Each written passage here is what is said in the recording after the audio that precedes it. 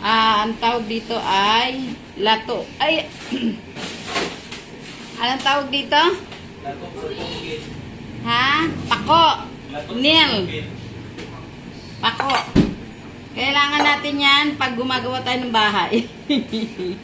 Lagyan natin na, pinakuluan ko na yan, isang kulo lang. Lagyan natin ng kamatis. Ensalada lang. Kamatis.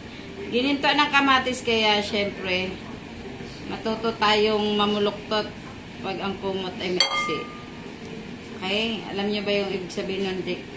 Ako hindi ko alam. Eto, murang sibuyas. Masarap ito sa ensalada. Talagang yummy to the yummy ito.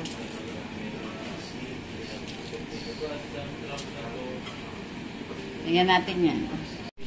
Lagyan ko siya mga kananay ng kalamansi. Ayan, kalamansi.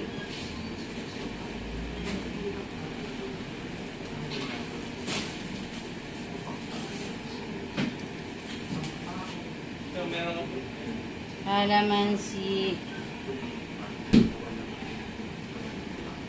Lagyan natin mga kananay ng alam niyo na kung ano to. Tispa. Ernest, wala naman. Masarap itong patis nito. Sa lahat ng patis itong gusto ko. At konting black pepper powder. Yan. Ay, naku mga kananay. Taobjak siguro ang ano dito. Bahaw. Pero wala kaming bahaw kay naubos na mga batuta ko yung kanin kanina. Kaya ito na. Ito na ang ensaladang lato. Ay, ba't pa akong lato ng lato? Ano? Wings. Pako. Ayan. Kain tayo. Kain tayo. Mukbang tayo. Tingnan mo. Ensaladang pako. Wala naman talat sa pako. Tsaka meron akong adobong chicken. Diba? Kain tayo.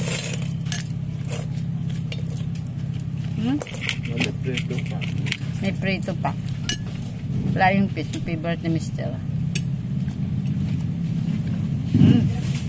Maalat. Na. Maalat ah. Ano yung maalat?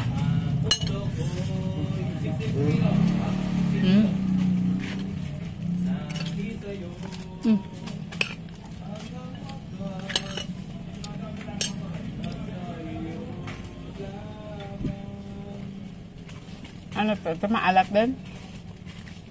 Meron. Adobong puti. Adobo na? Puti. Puti. Ayan tuyo yata ito.